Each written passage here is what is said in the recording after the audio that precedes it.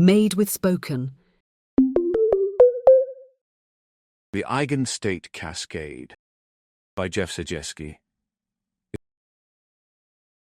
Initial conditions.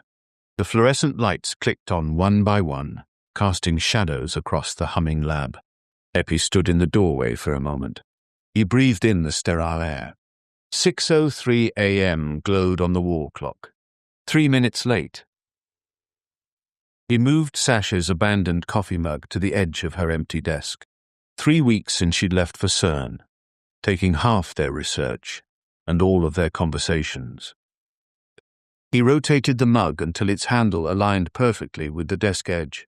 Observation without interference, He murmured, a mantra for childhood. He would watch the tide pools for hours, fascinated by how creatures behaved when they didn't know they were being watched. The quantum observation amplifier hummed in agreement. Control, precision, distance.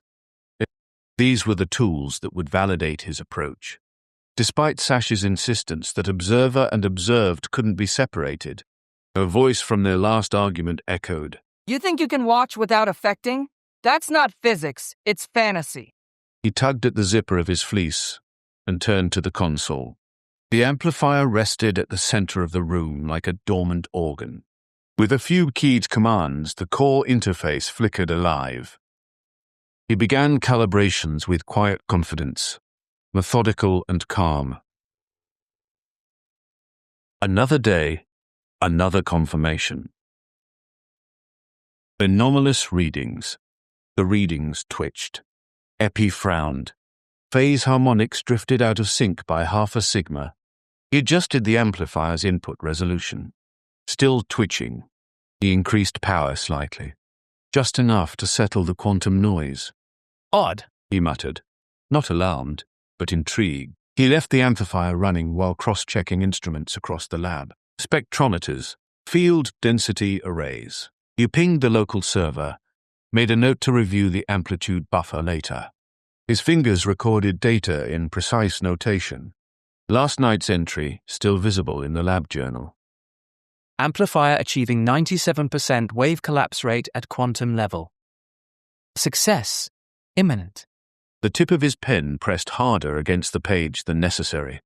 He chose Sasha. Observation could be pure, pristine, unpolluted by participation.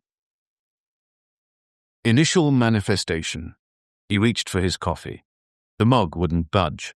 Eppy blinked. He tried again. No movement. He knelt beside it, peered at its base. Nothing visible holding it. It wasn't glued, fused, or magnetized. It simply wouldn't move. His throat tightened. He ran a proximity scan. The field showed normal, perhaps a bit on the rigid side. He stared at the mug.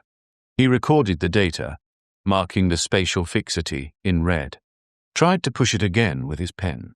Still unmoving. His heart ticked faster. The sound of its beat suddenly loud in his ears. Something was happening. Something delicate and strange.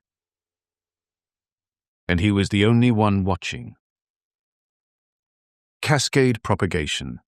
By mid-morning, reality ceased wherever his gaze lingered.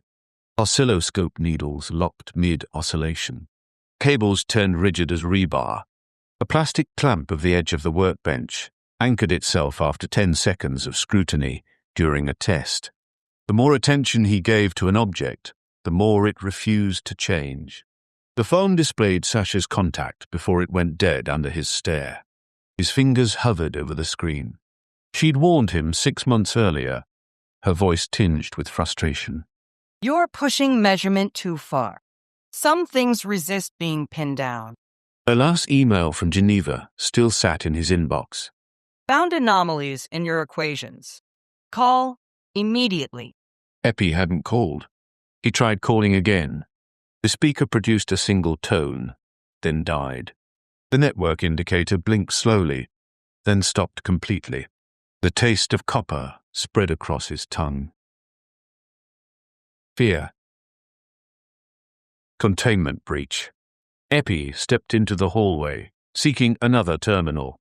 The steel door slid shut behind him, usually reopening with a push.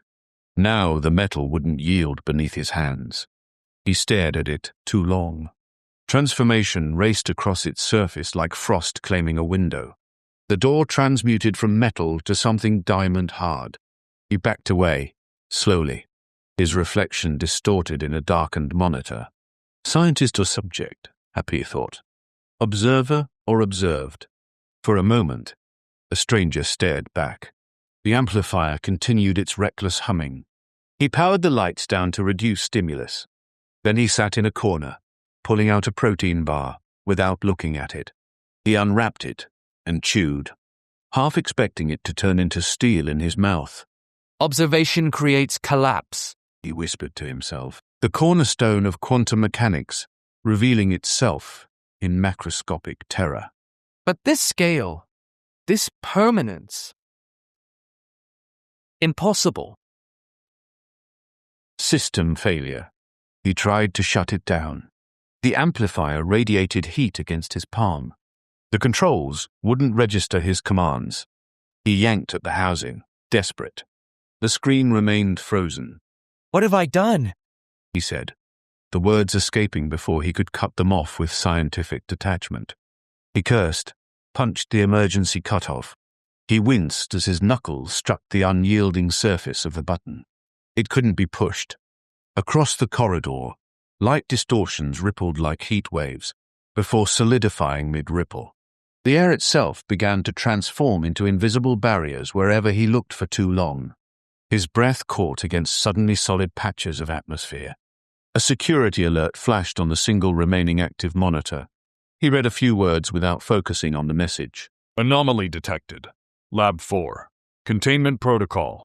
Localized reality hardened from his point of focus outward, like honey crystallizing. Every observation sped up the effect. The clock on the wall read 10:23 a.m. Then stopped. Escape vectors. Eppy paced in a widening circle, careful not to look at anything too closely. The lab had become a minefield of fixation. The more he understood the effect, the more treacherous it seemed to become. He conjured the facility's schematics from memory and traced potential routes. Back corridors, storage annexes, even ventilation shafts. He moved by peripheral vision, scanning without focusing, avoiding the trap of deliberate attention. He passed a wall, mounted fire alarm, and stopped. Too long. It clicked, then seized into permanence. He looked away quickly, but the damage was done. The hallway dimmed as the walls hardened. The audio security alert chimed, the automated voice seeming to slow as he contemplated its message. Containment protocol initiated. All personnel, evacuate. What should have been relief bubbled up as panic. The containment protocol shut down all power, wiped all drives, cleared everything. His work would vanish. Without documentation, no one would believe what he'd achieved, what he caused. His career, his vindication over Sasha's doubts, was more solid to him than his own safety. Everything balanced on preserving proof. Prevost, from their last night together, suddenly resurfaced. You think your detachment makes your science pure. It just makes you alone. Sweat dampened his collar despite the cooling air. Recursive failure. He had one idea left. Reversing the amplifier's polarity field might reintroduce uncertainty, uncollapse the wave function. He kept his eyes shut as he repurposed the flux regulator from a vacuum chamber and spliced it into the interface, feeling it out. The amplifier's hum deepened, vibrating through his bones. At least, they could still vibrate. The corner of the room where he tested it seized immediately as he focused his attention. Walls turned solid as granite. The air petrified. The smell of ozone cut through the room. No, he cried, running his hands over the solid that had been open space moments before. No, please no. He slammed his notebook to the floor. It stuck where it landed, pages fanning. then fixing in place, like an origami. In fury, he swept his desk clear, papers, notes, and equipment. The surface transformed and locked before anything even hit the floor.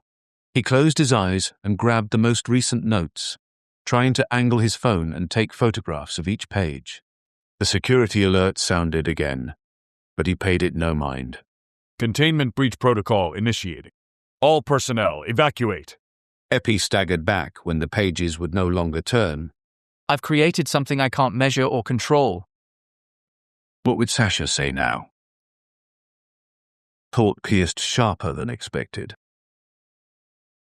Critical disruption. He sprinted to the south corridor, navigating past the walls he barely dared glance at. The exit shimmered just ahead. He reached it, and his fingers met an unyielding doorknob. Behind him, the hallway solidified in advancing waves. The floor locked beneath his feet, forcing him to jump forward. He turned, punched at a window without looking at it. Once, twice. On the third hit, he felt the glass spiderweb. With a cry, he drove his elbow through, cutting it deeply. Blood smeared the frame, but he scrambled through the jagged opening, leaving crimson streaks behind. Pain bloomed up his arm. For one white-hot moment, all thoughts dissolved. He was here. Now. And something in the now still moved. Blood pulsed from the wound, warm and insistent.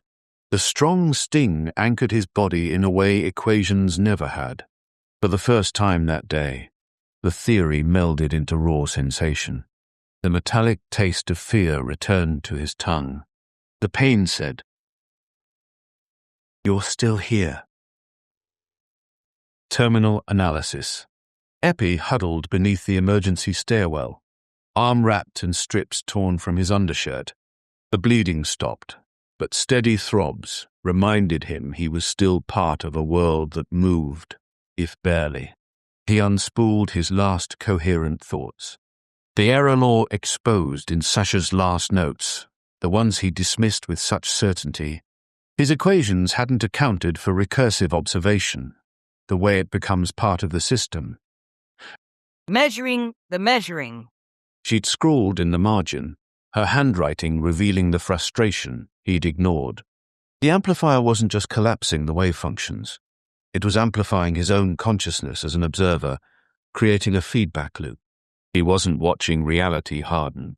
His watching was hardening reality. With tiny, cautious steps, he moved through the edges of the facility. The building groaned like a living thing, a sound that vibrated in his chest. Transformation climbed the walls.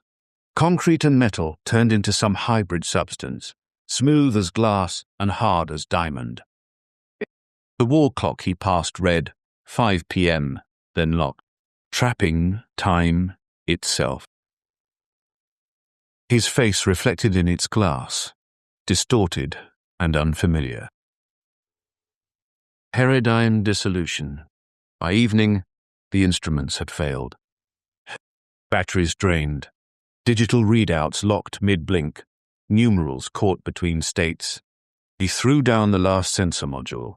It clattered, then stuck. Even sound was becoming solid, notes hanging suspended in the air.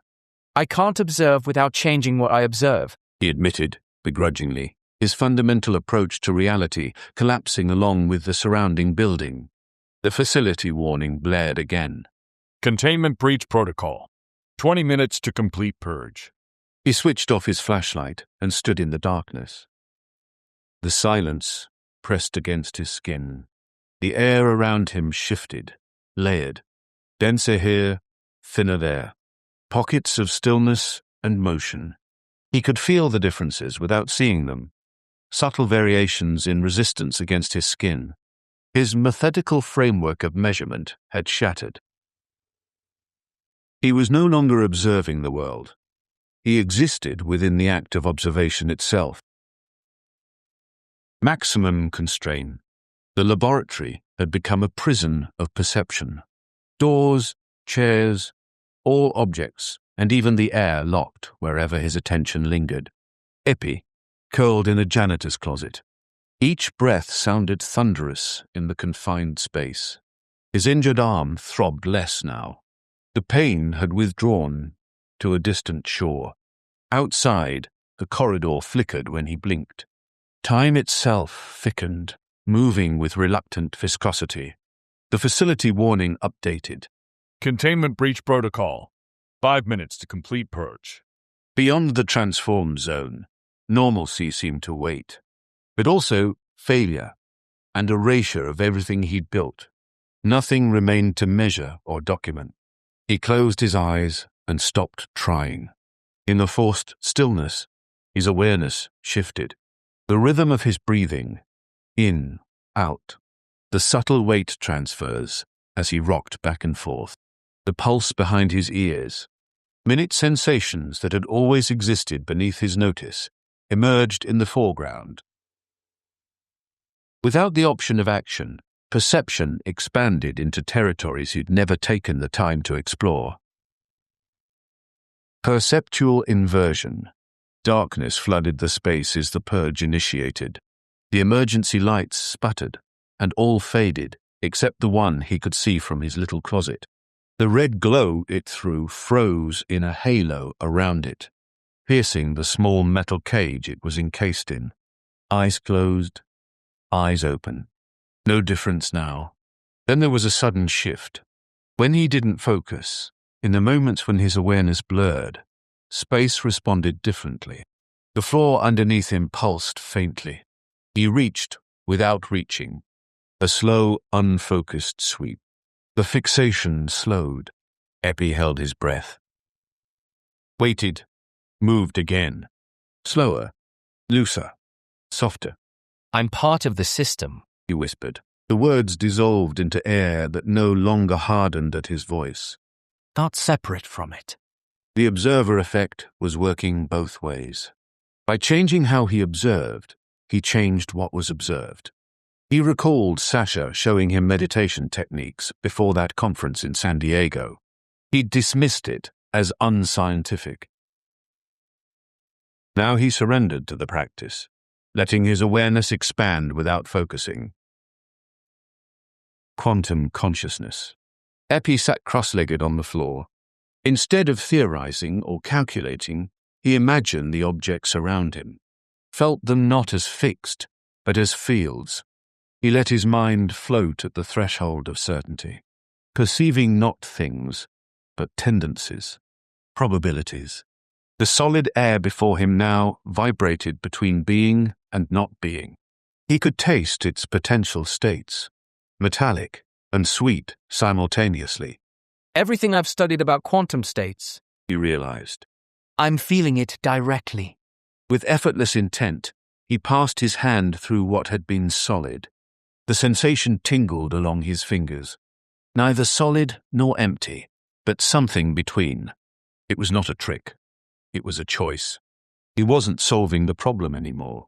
He was part of the solution. I'm sorry, Sasha. He said aloud, turning back to the heart of what he'd created. You were right. We can't observe without participating. For a moment, he couldn't recall her face clearly, or his own name. Identity wavered between states. Phase transition. The room had once been solid. Now it yielded like fog under his awareness. Eppy stepped through the threshold slowly, reverently. The boundary tingled against his skin. Cool. Electric. He floated more than walked, not with physical grace, but cognitive poise. If he focused too hard, reality locked in around him with audible chimes. When he softened his perception, it flowed like water. The stairwell that once trapped him opened with a ripple. He laughed. Not joy. Disbelief. Observation collapses potential. He knew the formula, but now he felt the reality. The equations of his career transformed into visceral knowledge. Non-observation preserves it. The facility warning blared a final time. Containment breach protocol. Purge cycle complete. Then silence. The doors released. He moved forward. Identity decoherence. The deeper he journeyed, the stranger existence became. Rooms fused together, their boundaries more suggestions than fact. Hallways looped back on themselves. The geometry folded. He passed the same vending machine 3 times. Each version was varied, as if viewed from different universes. Eppy paused, suddenly unfamiliar with his surroundings. He forget from which direction he had come, or why he had moved at all.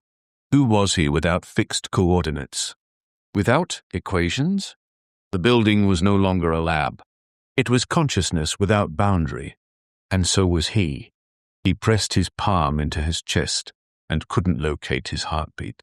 Not consistently. It seemed to come from everywhere and nowhere. Am I even... He said, then lost the end of the sentence. His own name again retreated into the quantum fog of his mind. He tried to picture Sasha's face. It shifted between versions. Her as he'd first met her, then her angry at their last argument, then some hypothetical future self. All superimposed. Terror sparked through him again, stronger even than when he was stuck in the closet, the world solidifying around him. He was unraveling, dissolving into potential. I've been collapsing myself through my own perception my entire life. He forgot to breathe until his body remembered for him. Probabilistic navigation. He abandoned walking for something more fundamental. Wherever he didn't impose form, space responded with possibility. He sensed the junctions where probability thinned, where movement remained possible. He flowed through the walls he knew were solid before the event. They smelled of concrete and hummed with electricity. He circumvented corridors still burdened by old certainty, their quantum fields rigid with observation. Finally, he reached an edge. The facility ended. Outside, the night kept its ordinary physics. Grass stirred in breeze patterns. Stars maintained fixed twinkling distances. Rain collected in normal droplets, the sound of steady percussion against the windows. Beyond this membrane, the world remained untouched, but leaving now felt like abandonment. A new synthesis had formed within him. You could shift between focused and unfocused awareness at will, choosing when to perceive definition and when to experience possibility. Then he lost it. The world suddenly locked around him. His perception snapped back to normal. Gone. No! He gasped, clawing mentally for what he'd just experienced. Everything hardened again under his desperate focus. He closed his eyes, breathed, remembered the feeling of surrender. Slowly, painfully, the quantum perception returned, fragile as gossamer. Boundary conditions. He stood at the threshold. Inside, the warped geometry of collapse. Outside, the clean simplicity of an untouched world. He could leave. He could step back into time, back into matter and certainty. But that would mean retreat. Something remained incomplete. A circle unfinished. Eppy turned, re-entering the transformed zone with intention rather than fear. He moved effortlessly now. The building pulsed around him like something alive, the surfaces singing under his touch. And the structure didn't resist him. It anticipated him. He retraced his path through the facility, the scientist and experiencer reconciling as he moved. He still couldn't remember parts of himself. Childhood memories phased in and out of existence. His identity had become probabilistic, partially fixed, partially fluid. The cost of this new perception seemed to come due. Conscious recalibration. The amplifier awaited him, still humming in silence. The control panel had fused, the display frozen in mid-glow. Eppy circled it slowly. He didn't need to touch it anymore. The machine had served its purpose. Not as he'd intended, but perhaps as it was meant to. He looked at it, not with the eyes of a scientist, but of something else. A witness who no longer needed to measure to understand. He focused on one object at a time, choosing what to see as fixed. His furnace, the console, the floor, then letting others dissolve. Potential and realization, dancing together. Objects that had seemed immutable now revealed hidden flexibility deep within their rigidity. Not through force, but through perceptual shift. His scientific knowledge integrated with his new awareness. Theory and experience finally unified. Yet the price lingered. Certain memories remained inaccessible. His mother's face, the name of his childhood street. Sacrifice to the quantum perception he'd gained. Equilibrium state. Warning light entered through the lab windows. The clock on the wall read 5:57 a.m., its hands moving freely again. Full circle. Eppy stepped into the light, the sun warming his skin in discrete photon packets he could now perceive individually. Beyond the glass doors at the end of the corridor, a figure approached, familiar even at a distance. Sasha, clipboard in hand, eyes narrowed with concern. She would want explanations, quantifiable data, peer-reviewed validation. He looked around at the purged lab as he approached the glass. Her expression shifted from concern to shock as she recognized him. The boundary remained, his side still humming with possibility. Hers locked in certainty. Eppy? She mouthed, her face paling. What happened? He placed his palm against the surface, feeling both its solidity and its quantum flux. Then, with a slow exhale, he allowed his hand to pass through, not breaking the barrier, but becoming a part of its potential state. Her clipboard clattered to the floor. She stumbled backward, eyes widening with horror. Don't be afraid, he said, his voice strange to his own ears. It rippled with harmonics. What have you done to yourself? Her voice trembled. She reached toward him, then pulled back, as if sensing something dangerous. He stepped fully through the glass barrier, extending his hand. I stopped looking, He said. and started seeing. She did not take his hand. Instead, she stared at him as one would a beloved friend transformed into something unrecognizable. Can you come back? She whispered.